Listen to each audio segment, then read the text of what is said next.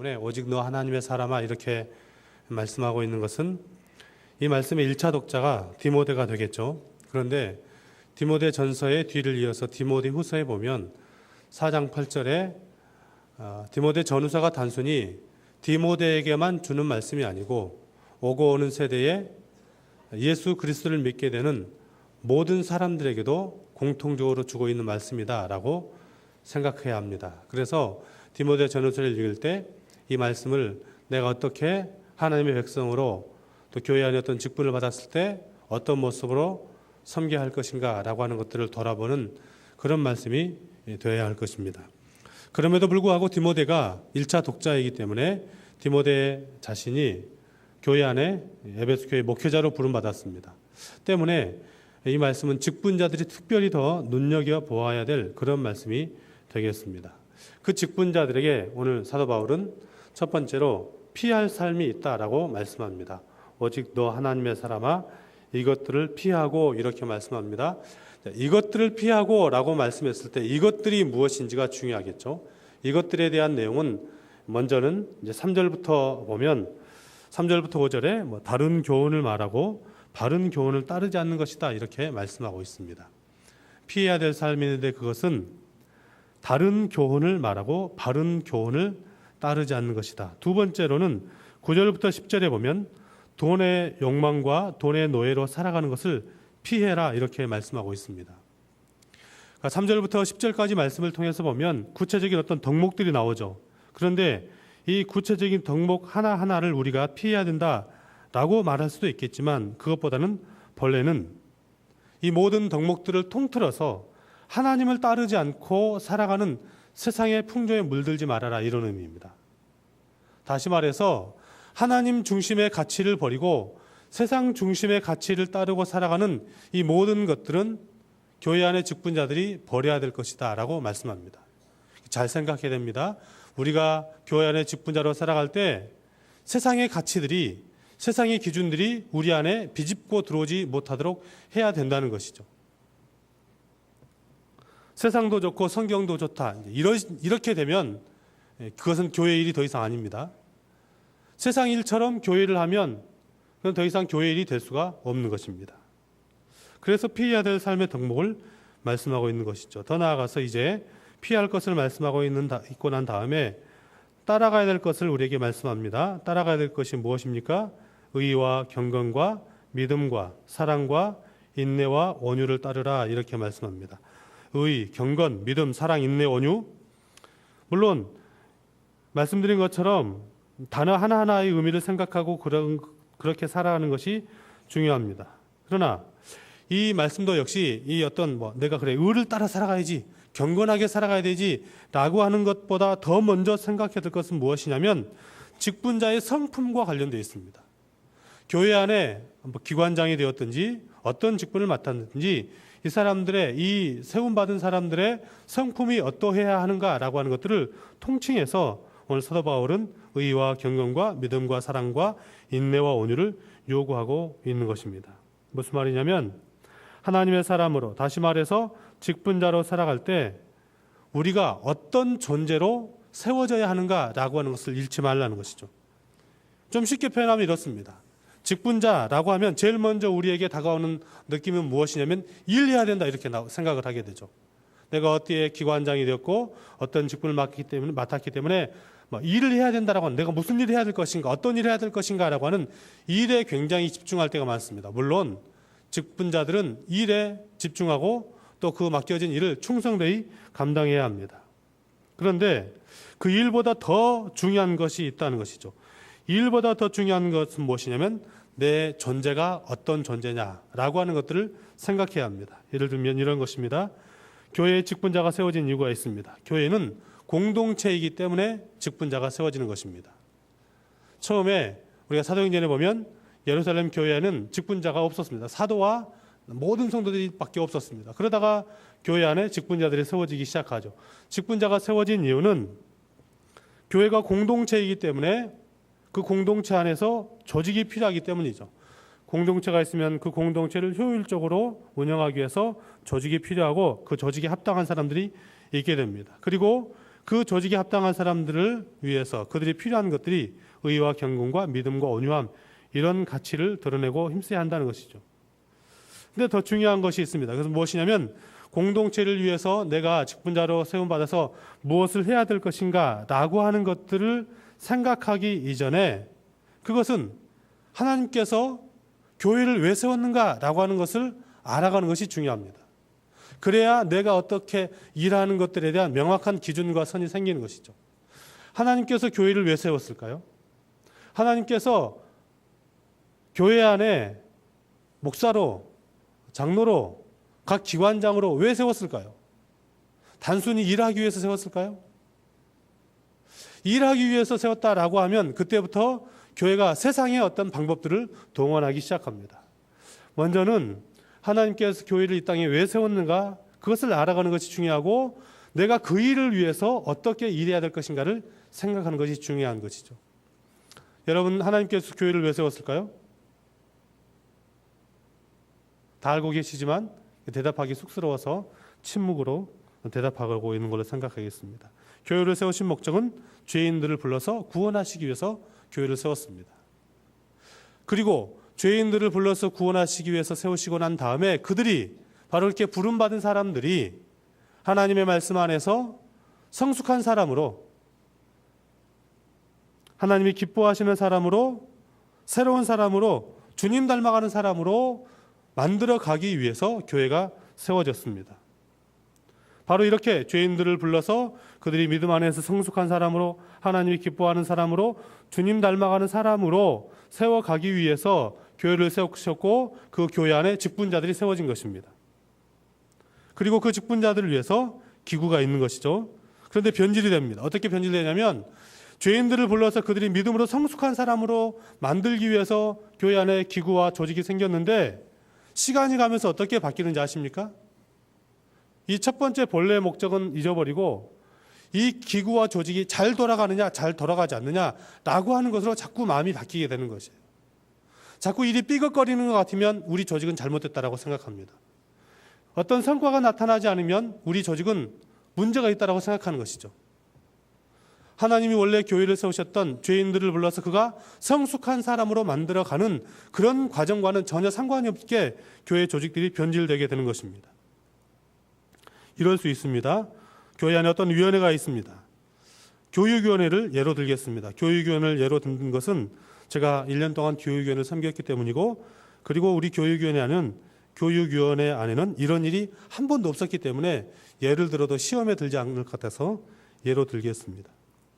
교육위원회에 위원장님이 계시고 제가 또 교육 목사로 섬겼습니다. 그런데 어떤 부서에서 교회에 이렇게 어떤 조직을 생각하지 않고 갑자기 일을 딱 저질러 버릴 수 있어요. 그렇죠? 그럴 수 있습니다. 사람이기 때문에 그렇고 조직의 어떤 생리를 이해하지 못해서 그럴 수 있습니다.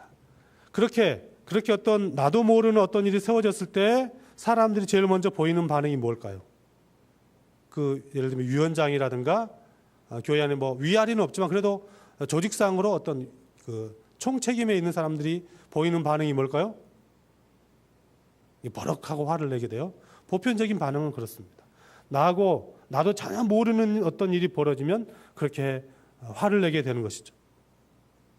그런데 교회는 화내는 곳이 아닙니다. 그럼 어떻게 해야 될까요? 그런 일이 벌어지면 불러서 잘 타일해야 돼요. 그런데 그렇게 일을 저질렀는데, 그러니까 어떻게 타일해야 되냐면 교회라는 것은 이런 곳입니다. 교회는 조직이 있고 그 조직이 이렇게 보고가 잘 되고 그렇게 해서 잘 운영될 수 있도록 이런 조직이 만들어져 있는 것입니다라고 설명해서 그 일이 잘 되게 만들어져야 합니다. 그리고 난 다음에 나도 모르게 그런 일을 했는데 그 일이 잘 됐어요. 어떻게 할까요? 그 사람을 불러서 칭찬해 줘야 됩니다. 잘했다고. 그런데 잘했는데 다음에는 나랑 같이 합시다 이렇게 말해줘야 합니다. 근데 그 사람이 그 일을 했는데 잘못될 수 있죠. 그렇죠? 어떤 문제가 생길 수 있고 사람들에게 시비거리가 생길 수 있습니다. 그때 교회가 보여야 될 반응은 무엇이냐면 짐을 함께 집시다. 내가 책임질게요. 이렇게 해야 합니다.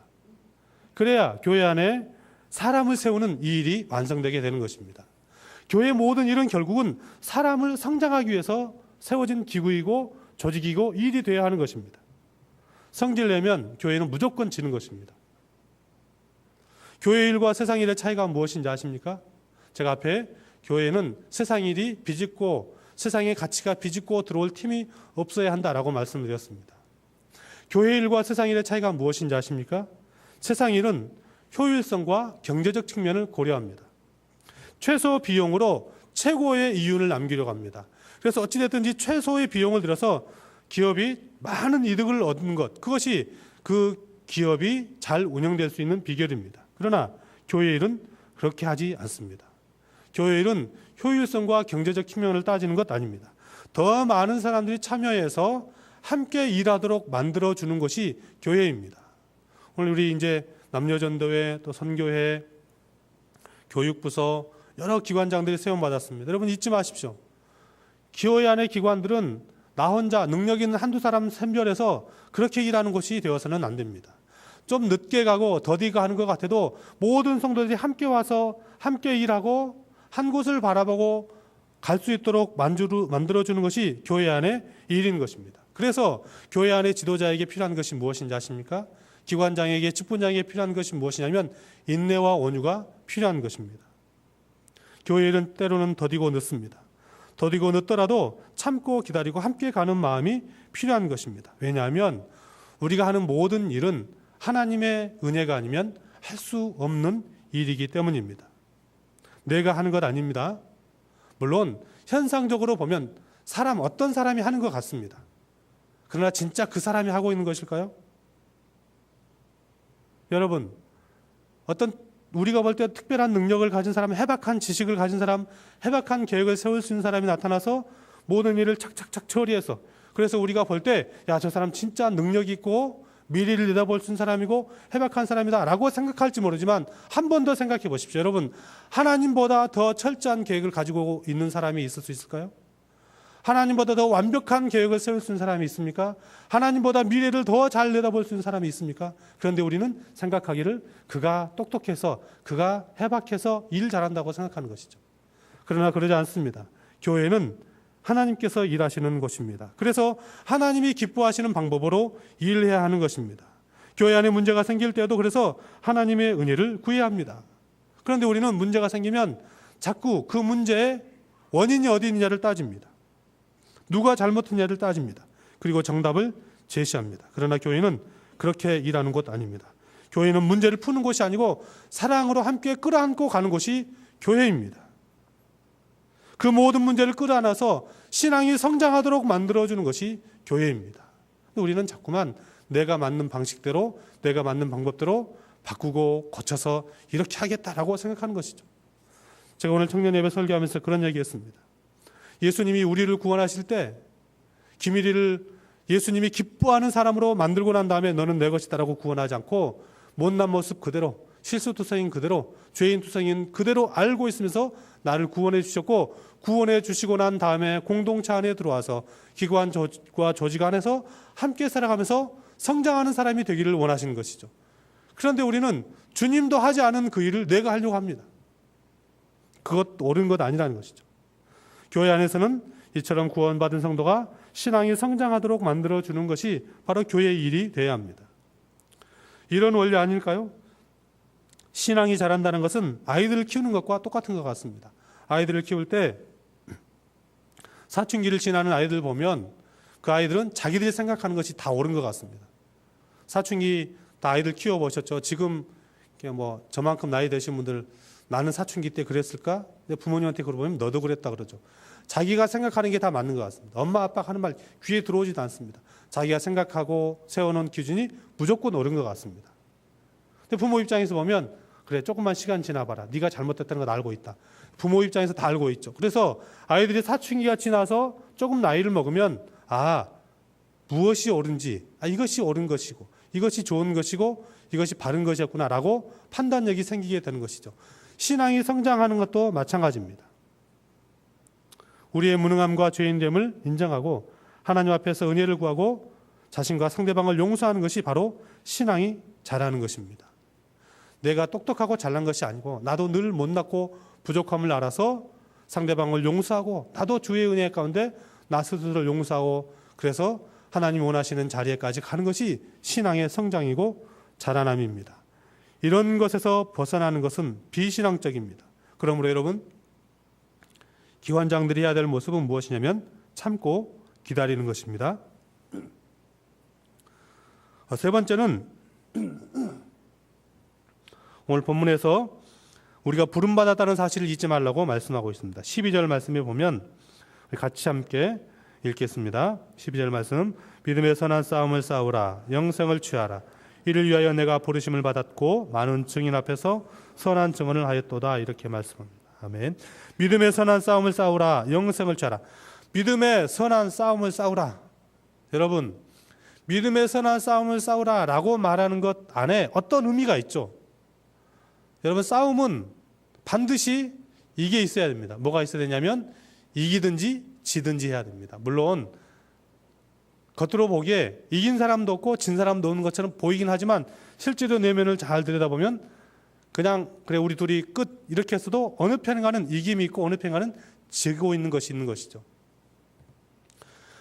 오늘 바울 사도가 디모데에게 우리에게 믿음의 선한 싸움을 싸우라 라고 말하는 것은 우리에게도 승리와 패배가 있다라고 하는 것을 전제하고 있죠. 그런데 예수 믿는 우리에게 궁극적으로 패배란 있을까요? 없을까요? 없습니다. 예수 믿는 우리에게는 반드시 최후의 승리만이 있는 것입니다. 그 승리의 길을 지금 가고 있는 것입니다. 직분자들이 기억해야 될 것은 무엇이냐면 우리는 궁극적으로 승리할 것이다 라고 하는 것을 깨닫고 붙들고 살아가야 합니다. 이게 무슨 말이냐면 직분자로 부름받아서 기관장으로 부름받아서 어떤 일을 할 때 열매가 안 보일 때가 있단 말이죠. 실패한 것처럼 보일 때가 있습니다. 다른 데는 진짜 열심히 잘 모이고 무엇인가를 열심히 하는 것 같은데 우리는 아무것도 안 되는 것처럼 느껴질 때가 있습니다. 그때 나는 우리 기관은 궁극적으로 승리할 것이다 라는 생각을 가지고 절대 낙심하지 말고 의기소침하지 말고 포기하지 말고 도망가지 말고 도리어 담대하게 나에게 주신 사명을 감당하라, 그런 말입니다. 우리는 승리가 예견된, 승리가 보장된 그런 삶을 살아가는 사람들입니다. 그럼에도 우리는 자꾸만 어떤 일을 하면서 내가 실패할 것 같은 두려움 가운데 빠질 때가 있는 것입니다. 여러분, 그래도 그 일을 잘 감당하십시오. 실패한 것처럼 보여질 때도 잘 감당하십시오. 그리고 실패한 것, 정말로 우리 눈앞에 실패가 나타났을 때도, 내가 실패의 자리에 있을 때도 낙심하지 말고 그 길을 잘 가십시오. 왜냐하면 내가 실패했다고 하나님이 실패할 것일까요? 그러지 않습니다. 하나님은 결코 실패하지 않습니다. 단기간에 보면 내가 실패한 것 같지만 큰 안목에서 보면 결국은 하나님은 우리를 통해서 승리를 쟁취하시는 분이시기 때문입니다. 반대도 마찬가지입니다. 우리가 좋은 결과물을 만들어내면 그것이 하나님의 잘됨과 아무런 상관이 없는 것입니다. 우리는 우리가 잘해서 결실과 열매가 많아질 것이라는 착각 속에 빠질 때가 많습니다. 그러나 기억하십시오. 설교자가 아무리 설교를 잘해도 하나님께서 은혜를 부어주지 않으면 그 설교의 자리는 아무런 은혜가 없습니다. 동일하게 내가 일을 잘하는 것과 하나님께서 그 일을 통해서 어떤 결과물을 취할 것이다라는 것과는 전혀 상관이 없는 것이에요. 내가 아무리 일을 열심히 하고 잘해도 하나님께서 은혜를 부어주지 않으면 그 일에 대한 열매는 별로 의미가 없는 거죠. 아무런 의미가 없는 것입니다. 사람 많이 모이는 게 중요하다면 신천지가 훨씬 더 은혜로운 것이죠. 그러나 거기는 하나님의 은혜가 없는 것입니다. 그렇기 때문에 일의 결과 때문에 우리가 해야 될 일들에 대한 평가나 어떤 내가 그 일을 해야 될 것인가 말아야 될 것인가에 대한 고민과 판단을 하지 말라는 것이에요. 주님이 우리에게 주신 그 일은 이미 승리가 예견된 것이고 보장된 것이기 때문에 주신 사명을 잘 감당하는 것, 그리고 그 일을 감당할 때마다 이 일을 하시는 분은 결국은 하나님이다 라고 하는 사실을 기억하고 일해야 합니다. 기관장 여러분, 하나님께서 여러분을 세우셨을 뿐만 아니라 하나님께서 여러분을 통해서 일하십니다. 그 마음 가져야 교만하지 않습니다. 어떤 기관은요 1년 동안 열심히 일했더니 정말 다른 때는 예를 들면 다른 회장이 일할 때는 정말 죽어 있는 것 같은 그런 기관이 어떤 때 그 회장이 일할 때는 막 불길처럼 일어날 때 있습니다. 그 사람이 잘하는 것입니까? 아닙니다. 그런 마음이 들어오면 더 이상 거기는 교회가 아닙니다. 그 불길처럼 일어날 때도 이 일을 행하시는 분은 결국 하나님이다라고 하는 그 마음을 가지고 일해야 교만하지 않는 것이죠. 그 마음 가지고 일해야 일의 열매가 없어도 당당하게 일할 수가 있는 것입니다. 그 마음 가지고 일해야 때로는 속상해도 하나님의 영광을 보면서 달려가는 그런 일꾼이 될 수가 있는 것입니다. 물론 이 말이 나는 하나님께서 그렇게 일하기 때문에 대충 일하겠다, 이런 핑계거리가 되어서는 안 됩니다. 그 핑계 가지면 그 사람이 이미 꽝입니다.